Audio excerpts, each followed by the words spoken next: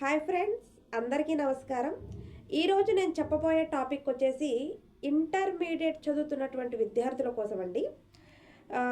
23వ తారీఖున inter first year వాళ్ళకి exam ఉంటుంది. ఇంటర్ సెకండ్ ఇయర్ వాళ్ళకి 24వ తారీఖు నుంచి మొదలవుతుంది. అంటే ఇక్కడ ఇంటర్ ఫస్ట్ ఇయర్ వాళ్ళు 23 సాంస్క్రిట్తో మొదలు పెడతారు. ఇంటర్ సెకండ్ ఇయర్ వాళ్ళు 24న సాంస్క్రిట్తోనే మొదలు పెడతారు. ఫస్ట్ లాంగ్వేజ్ సాంస్క్రిట్తోనే మొదలవుతుంది కాబట్టి వాళ్ళకు ఒక చిన్న చిన్న చిట్కాలు అనేవి, అసలు సాంస్క్రిట్లో 99 రావాలంటే అసలు ఎలా చదవాలి, అసలు సాంస్క్రిట్లో అసలు పాస్ అవ్వాలి, మాకేం రాదు మేడం సాంస్క్రిట్ కానీ మాకు భయం వేస్తుంది అని ఎవరైనా ఉంటే కనుక వాళ్ళ కోసం 35 రావడానికి వాళ్ళు ఎలా కృషి చేయాలి. మాకు 35 అవసరం లేదు, ఇక్కడ 99 అవసరం లేదు, మేము మిడిల్ మేడం, అటు చదవనోళ్ళం కాదు, ఇటు చదివే వాళ్ళం కూడా కాదు, మధ్యలో. అందుకని మాకు ఒక 60, 70, 80 వచ్చేలాగైతే చాలు మేడం అని కొంతమంది పిల్లలు అలా అడుగుతున్నారు. వాళ్ళకైతే ఇప్పుడు మీకేం చెప్తున్నాను అంటే కనుక, ఇంటర్ సెకండ్ ఇయర్ వాళ్ళైనా ఫస్ట్ ఇయర్ వాళ్ళైనా మొదటిగా సాంస్క్రిటే రాస్తారు కాబట్టి అసలు వాళ్ళకి రోమన్ వైజ్గా అసలు ఎలా ఇస్తారు, రోమన్ వైజ్గా చదువుకుంటే 99 ఎలా వస్తాయి, రోమన్ వైజ్గా కాకుండా కొన్ని ముఖ్యమైన విషయాలే చెప్పి 35 ఎలా తెప్పించాలి అని చెప్పేసి అడుగుతున్నారండి కొంతమంది పిల్లలు. వాళ్ళు అడిగిన కామెంట్లు ఒక 10 కామెంట్లు నేను మీ ముందు పెడతాను. నన్ను అడిగినటువంటి క్వశ్చన్స్ మీ ముందు చెప్తాను. ఫస్ట్గా అడిగినటువంటి స్టూడెంట్ అడిగాడంటే కనుక, మేడం శబ్దాలు బుక్లెట్లో అడ్డంగా రాయాలా నిలువుగా రాయాలా అని చెప్పేసి ఒక అబ్బాయో అమ్మాయో కామెంట్ అయితే పెట్టారు. అక్కడ శబ్దాలు అనేవి నువ్వు ఎలా రాసావు అనేది ఇక్కడ సమస్య అయితే కాదు. ఎలాగంటే అడ్డంగా రాసావా నిలువుగా రాసావా అనేది ఇక్కడ సమస్య అయితే కాదు నాన్న. నువ్వు అడ్డంగా రాసుకోవచ్చు, నిలువుగా రా. సమస్య ఏంటంటే నువ్వు కరెక్ట్గా రాసావా లేదా అనేది సమస్య అక్కడ. ఇప్పుడు కరెక్ట్గా రాసావా అనేది ఇప్పుడు నేను మీతో చెప్పేశాను, కానీ కరెక్ట్గా రాసావా లేదా అనేది ఇక్కడ సమస్య అనుకుందాం. కానీ ఇక్కడ నువ్వు అడ్డంగా రాసినా నిలువుగా రాసినా కరెక్ట్గా రాస్తే చాలు అని ఇప్పుడు మనం చెప్పుకున్నాం. కానీ దిద్దే వాళ్ళ గురించి కూడా మనం కొంచెం ఆలోచించాలి కదా. ఇప్పుడు బుక్లెట్ నిలువుగా ఉంటుంది. బుక్లెట్స్ 24 పేజీలు ఇస్తారు మన లాంగ్వేజ్కి, సాంస్క్రిట్కైనా ఇంగ్లీష్కైనా 24 పేజీలు ఇస్తారు. ఇచ్చినప్పుడు నువ్వు నిలువుగా మొదలుపెట్టావు, నిలువుగా రాసావు. ఆ నిలువుగా రాసినప్పుడు ఆ ఎగ్జామ్ ఎప్పుడైతే నిలువుగా రాస్తున్నావో, ఇప్పుడు 10th రోమన్ అనేది ఇంటర్మీడియట్ ఫస్ట్ ఇయర్ వాళ్ళకైతే 10th రోమన్ వచ్చేసి 10th రోమన్లో ఉంటుంది శబ్దాలు వచ్చేసి. అదే ఇంటర్ సెకండ్ ఇయర్ వాళ్ళకైతే శబ్దాలు వచ్చేసి 14th రోమన్లో ఉంటుంది. ఇప్పుడు అది నువ్వు స్టార్టింగే శబ్దాలు రాయవు, స్టార్టింగే శబ్దాలు రాస్తావా? రాయవు.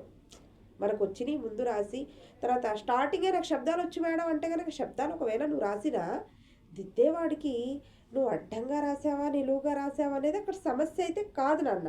నువ్వు కరెక్ట్గా రాసావా అనేది సమస్య. కానీ అంటున్నారేంటి మేడం మీరు అంటే, దిద్దేవాళ్ళు చిరాకు కూడా వస్తుంది వాళ్ళకి. ఎందుకంటే నిలువుగా ఉన్న బుక్లెట్ని చక్కగా దిద్దుకుంటూ వెళ్ళాలి. నీ శబ్దాలు వచ్చేసరికి ఇలా తిప్పుకొని, నువ్వు స్టార్టింగే శబ్దాలు రాస్తే కనుక మళ్ళీ వేరే దిద్దడానికి నిలువుగా తిప్పుకొని వాళ్ళు ఎంత కష్టపడాల్సి వస్తుంది చెప్పండి. వాళ్ళ గురించి కూడా మనం ఆలోచించాలి కదా. అందుకని అడ్డంగా రాసావా నిలువుగా రాసావా అక్కడ సమస్య అయితే కాదు. దిద్దేవాళ్ళు ఎలా రాసినా దిద్దాల్సిందే. ఇప్పుడు ఎగ్జామినర్ వచ్చేసి పేపర్ కరెక్షన్ చేసేవాళ్ళు ఎవరైనా కానీ పిల్లవాడు ఎలా రాసినప్పటికి కూడా మేము తీసుకోవాలి, దాన్ని దిద్దాలి. కానీ ఇక్కడ నేనేం చెప్తున్నాను అంటే కనుక, ఇక్కడ సమస్య అయితే అది కాదని చెప్పి మళ్ళీ ఇంకొక విషయం కూడా మీతో ఏం చెప్తున్నాను, అడ్డంగా రాసావా నిలువుగా రాసావా అనేది కాదు, కానీ దిద్దేవాడు కష్టపడకూడదు. మన మూలంగా అతను ఎందుకు కష్టపడాలండి? ఆ చిరాకులో ఇప్పుడు ఏదో అంటారు చూసారా పెద్దవాళ్ళు, ఒక్కోసారి అరే మన పేపరు ఎవరికి వెళ్ళిందో కానీ దేవుడురా అంటుంటావు. ఒకసారి అరే మన పేపర్ ఎవరికి వెళ్ళిందో కానీ నేను అన్నీ బాగా రాసినా కానీ అన్నీ కట్ చేసుకుంటూ వచ్చారా, అరే నా పేపర్ ఎవరు దిద్దారో కానీ అక్షదోషాలు కూడా తీసేసి ఉంటారా అని మనం మాట్లాడుకుంటూ ఉంటాం. 10th, ఇంటర్ ఇప్పుడు దాకా మనం చాలా ఎగ్జామ్స్ రాసాం కదా. ఇప్పుడు మన కాలేజీలో మనం కరెక్షన్ చేసే వాళ్ళే మనకు తెలిసిన సార్సే మనకు కరెక్షన్ చేస్తారు. కానీ అక్కడ ఎవరెవరు కరెక్షన్ చేస్తారో తెలియదు కదా నాన్న. నీ పేపర్ ఎవరికి వెళ్తుందో, ఎక్కడి నుంచి ఎక్కడికి వెళ్ళిందో, అసలు ఏ ఊరు వెళ్ళిందో, ఏ జిల్లా వెళ్ళిందో అనేది ఎవరికి తెలుస్తుంది? తెలుస్తుందా? తెలీదు. అందుకని నేను చెప్పేది ఒక్కటే, నువ్వు ఎలా రాసినా కానీ కరెక్షన్ చేసేవాళ్ళు వాళ్ళ పద్ధతిలో వాళ్ళు చేస్తారు, అది వాళ్ళ డ్యూటీ. కానీ ఇందాక అనుకున్నాం చూసారా, ఎవరు కరెక్షన్ చేశాడోరా అని, ఆ కోపం వచ్చేసి, ఆ ఇరిటేషన్ వచ్చేసి నీ పేపర్ మీద చూపిస్తే ఏం చేస్తావు? అందుకే దిద్దే వాళ్ళని కూడా సంతృప్తి పరిచేలాగా వాడు సంతృప్తి పొందాలి నీ పేపర్ని చూసి. వాహ్, ఏం రాశాడు రా, నీ రైటింగ్ బాగుండాలి ముందు, చక్కగా అడ్డంగా రా, నిలువుగా.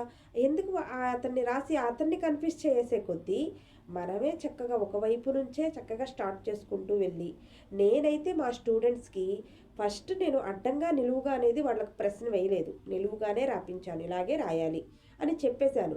కొన్ని క్యాంపస్లో ఏం చేస్తారంటే శబ్దాలు వచ్చేసి నిలువుగా రాసే కొద్దీ అడ్డంగా రాస్తే చక్కగా ఇలా చక్కగా కనపడుతుంది, విభక్తి కూడా జాగ్రత్తగా పడుతుంది. ఏకవచనం, ద్వివచనం, బహువచనం, విభక్తి అడ్డంగా చక్కగా పడుతుంది అని చెప్పేసి కూడా కొంతమంది చెప్పొచ్చు. కానీ దిద్దే వాళ్ళని కూడా మనం మైండ్లో పెట్టుకోవాలి కదండి. అందుకని దాని గురించి నేనైతే నిలువుగానే రాయండి, నువ్వు ఫస్ట్ నుంచి ఎలాగైతే మొదలుపెట్టావో అలాగే లాస్ట్ వరకు రాయని నేనైతే స్పష్టంగా చెప్పగలను. మళ్ళీ ఇంకొక విషయం కూడా చెప్తున్నాను, నేను మిమ్మల్ని ఇబ్బంది పెట్టట్లా.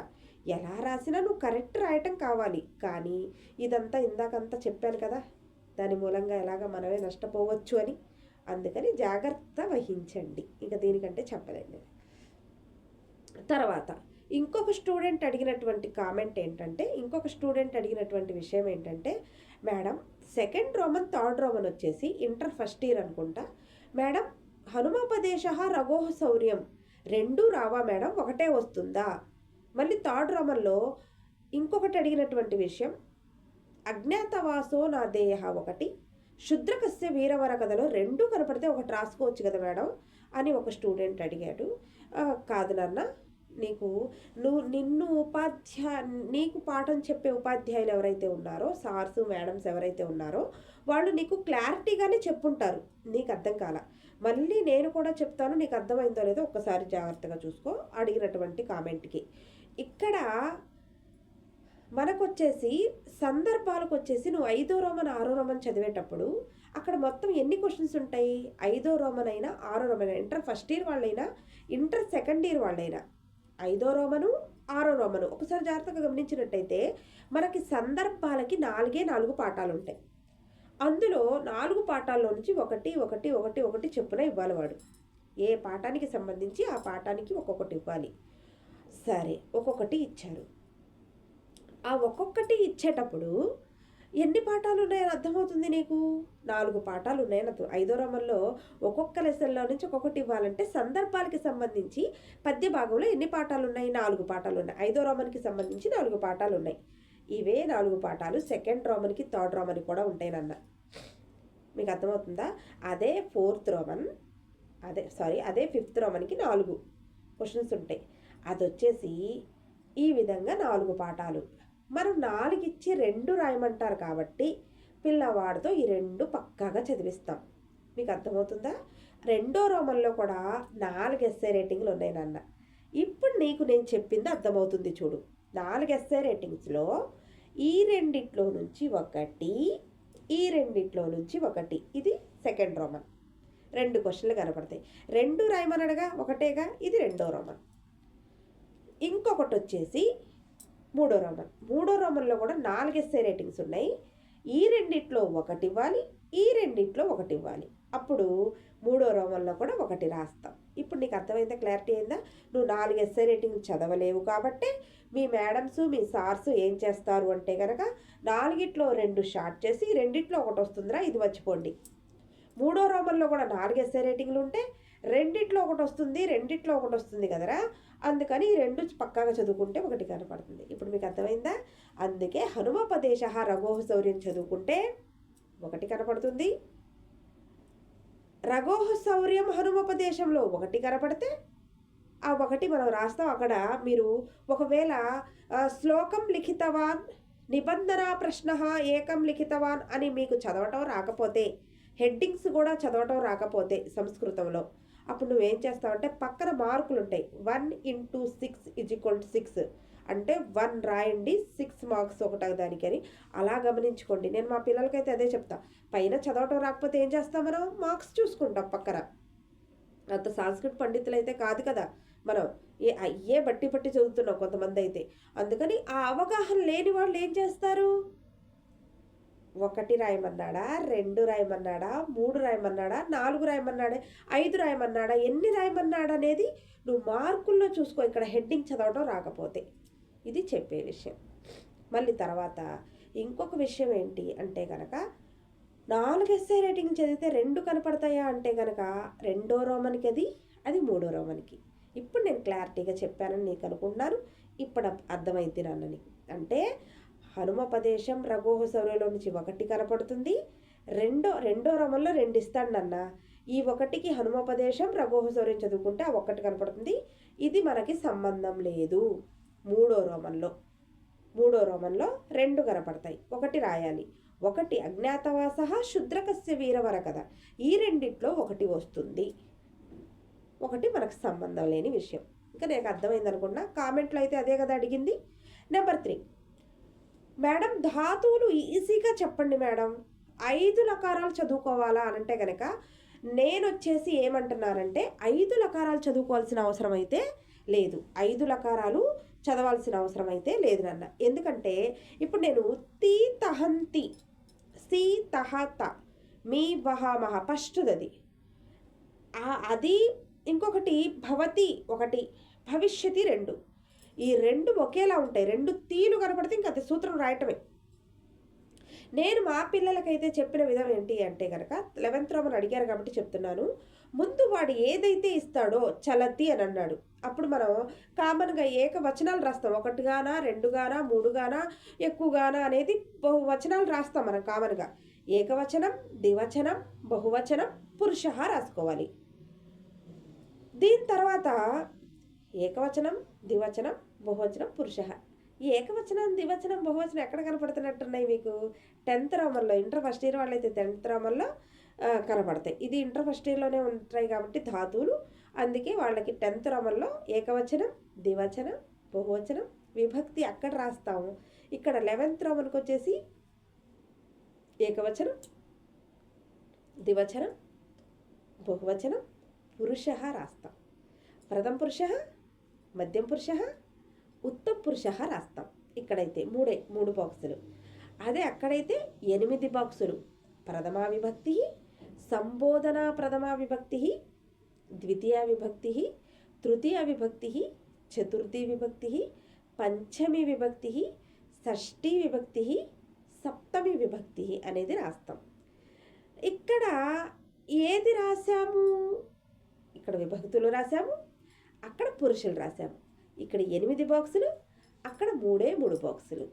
అలా 2 రాస్తాం. 2 3 6 మార్కులు. చూసారా, ఒక్కొక్క బాక్స్కి 3 మార్కులు. మేడం, మా మేడం అయితే ఏకవచనం, ద్వివచనం, బహువచనం, పురుష హెడ్డింగ్ అవసరం లేదురా, ప్రథమ పురుష, మధ్యం పురుష, ఉత్తమ పురుష రాయటం అవసరం లేదురా, మధ్యలో తీ తహంతి, సి తహత, మీ వహామహ ఈ సూత్రం ఒక్కటి నేర్చుకుంటే చాలన్నారు మేడం అని ఎవరో ఒక అబ్బాయి నాకు మెసేజ్ పెడితే, చాటింగ్ చేస్తే, ఇక్కడ నాకు కామెంట్లో వాడి గురించి తెలిసింది ఏంటి అంటే కనుక, వాడికి 6 మార్కుల్లో 3 మార్కులే పడతాయని నాకు అర్థమవుతుంది. అక్కడ మేడం గారు చెప్పారో లేదో అయితే నేను పక్కన పెట్టేస్తే, అక్కడ వాడి కాలేజీలో సార్ చెప్పారో లేదో పక్కన పెట్టేస్తే, ఒక్కొక్కళ్ళు వేయచ్చు, ఒక్కొక్కరు వేయకపోవచ్చు, పలు విధాలు. కానీ ఇక్కడ రూల్ ప్రకారం అయితే కనుక ఏకవచనం స్పష్టంగా కనపడాలి, ద్వివచనం, బహువచనం, పురుష, ప్రథమ పురుష, మధ్యం పురుష, ఉత్తమ పురుష పక్కాగా కనపడాలి. కనపడితేనే 3 మార్కులు. లేదు, రూల్ ప్రకారం అయితే అవి లేకపోయినా వేయచ్చు అని వాళ్ళు జారిపడి వేస్తే తప్ప, కష్టపడి సూత్రం నేర్చుకున్నాడు కదా అని జారిపడి వేస్తే తప్ప నీ పేపర్ ఒకళ్ళ దగ్గరికి వెళ్ళదు కదా నాన్న, చాలామంది దిద్దొచ్చు నీ పేపర్ని, అనేక మంది దగ్గరికి వెళ్ళొచ్చు నీ పేపరు. ఇప్పుడు నీ ఫ్రెండ్ పేపర్ వేరే వాళ్ళు దిద్దొచ్చు, నీ పేపర్ ఇంకొకళ్ళు దిద్దొచ్చు. అందుకని వాడికి మూడు మార్కులు పడవచ్చు, నీకు పడకపోవచ్చు. అప్పుడు ఏం చేస్తావు? మనకు తెలిసిన భాష కాదు, అక్కడ తెలిసిన వచనాలే. విభక్తులకు ఎలాగో వాడావు కాబట్టి ఎందుకు అంత బద్ధకం ఎందుకు? ఏకవచనం, ద్వివచనం, బహువచనం, పురుష, అక్కడ ఎలాగో వాడావు కదా శబ్దాలకి, ఏకవచనం, ద్వివచనం, బహువచనం, విభక్తి. ఎలాగో వాడిన దాన్ని మళ్ళీ వాడటానికి తప్పే ఉంది, నువ్వేం నేర్చుకోవాల్సిన అవసరం లేదు కదా, తెలిసిన పదాలే కదా. ఇక్కడ ఒకటి నేర్చుకుంటావు, ప్రథమ పురుష, మధ్యం పురుష, ఉత్తమ పురుష. అక్కడ ప్రథమ, సంబోధన, ద్వితీయ, తృతీయ, చతుర్థి, పంచమి, షష్ఠి, సప్తమి, అంతే. దానికి నువ్వు మార్కులు అనవసరంగా 6 మార్కులకి 3 మార్కులు పోగొట్టుకుంటావు. అదే తీ, తహంతి మధ్యలోది రాస్తే కనుక 1.5 మార్కే వస్తుంది. అప్పుడు 2 కలిపి నీకు 3 మార్కులే పడతాయి. నీ చేతులారా నువ్వే పోగొట్టుకుంటావు మార్కులు. సరేనా? అర్థమైందా? నేను చెప్పింది అర్థమైంది అనుకుంటున్నాను.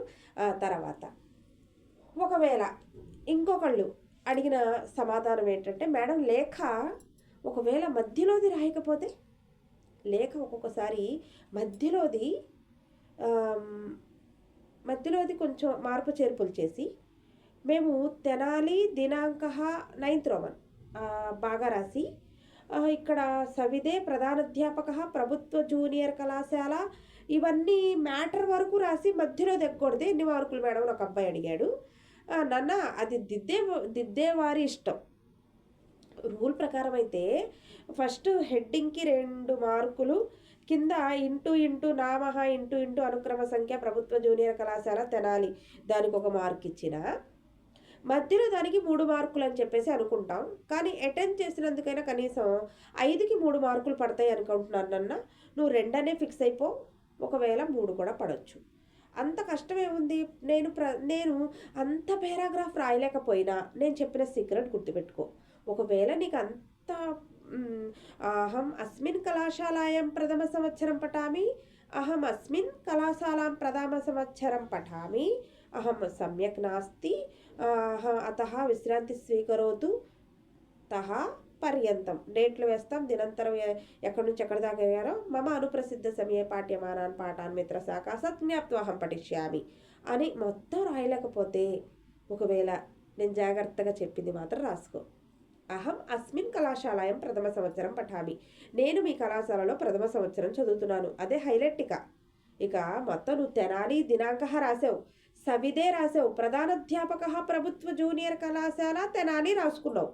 మధ్యలోది మాన్య విషయ విరామస్య కృతే అది కనీసం తీసేసిన, ఒకవేళ అహం అస్మిన్ కళాశాలాయం ప్రథమ సంవత్సరం పఠామి, నేను మీ కళాశాలలో ప్రథమ సంవత్సరం చదువుతున్నానని పెట్టి, ఇంకా పక్కది ఇంకేది రాకపోయినా కొంచెం డేట్లేసి ఎక్కడి నుంచి దినత్రయం విశ్రాంతి స్వీకరోతు అహం జ్వరేన పీడితే భవామి అదొకటి.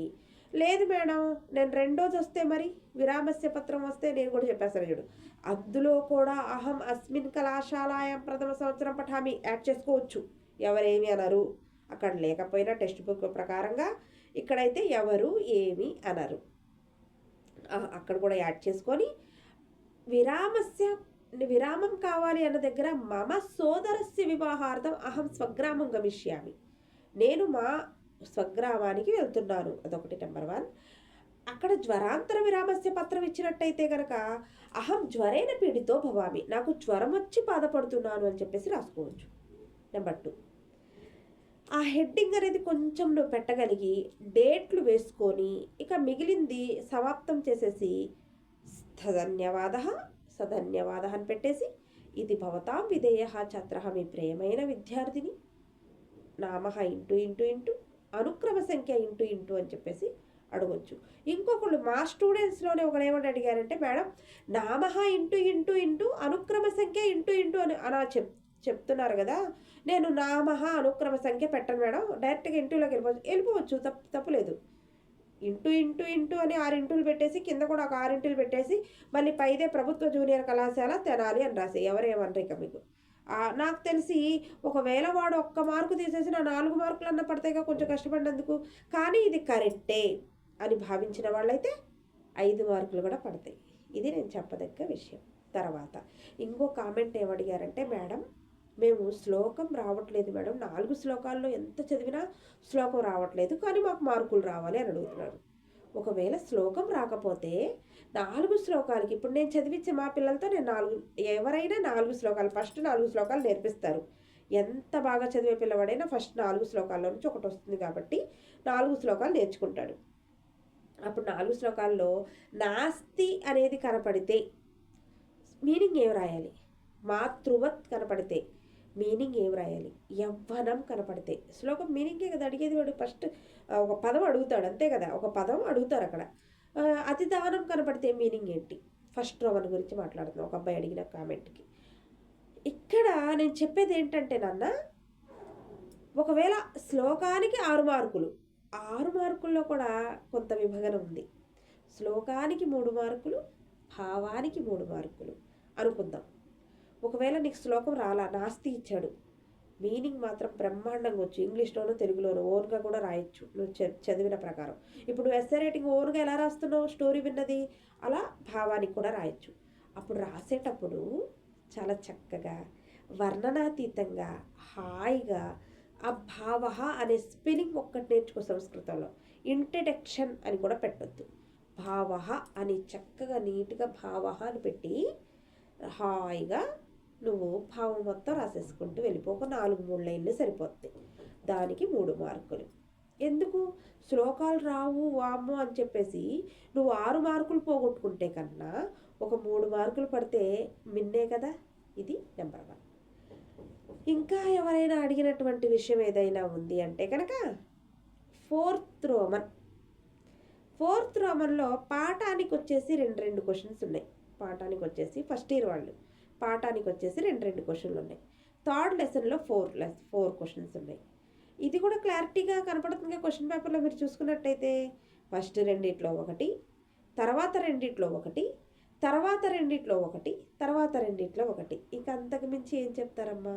4వ రోమన్ అసలు చాలా మంచిదైనటువంటి రోమన్, అది కూడా జాగ్రత్తగా చూసుకోండి. తర్వాత ఇంకొక విషయం ఏమడిగారంటే పిల్లలు, madam 7th Roman 8th Roman ఎంత చదివినా రావట్లేదు మేడం అని అడిగారు. అసలు అందులో 7th రోమన్ 8th రోమన్ చదివినా ఎంత చదివినా రావట్లేదని ఒకళ్ళు అడిగారు. ఎంత చదివినా ఎందుకు రాదు నాన్న? నీకు క్లారిటీ తెలియక రావట్లేదు. ఒకసారి చూడు, ఇప్పుడు హనుమోపదేశం ఉంది, అందులో షార్ట్ ఆన్సర్స్ ఎన్ని ఉన్నాయి? 3 ఉన్నాయి. నువ్వు చదివే విధానంలో ఆ 3 ఒకటి పక్క, అది ఫస్ట్లోనే ఉంటుంది.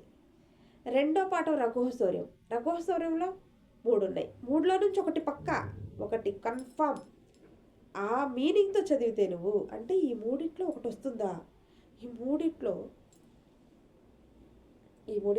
ఒకటి పక్కన అనే భావంతో చదవాలి.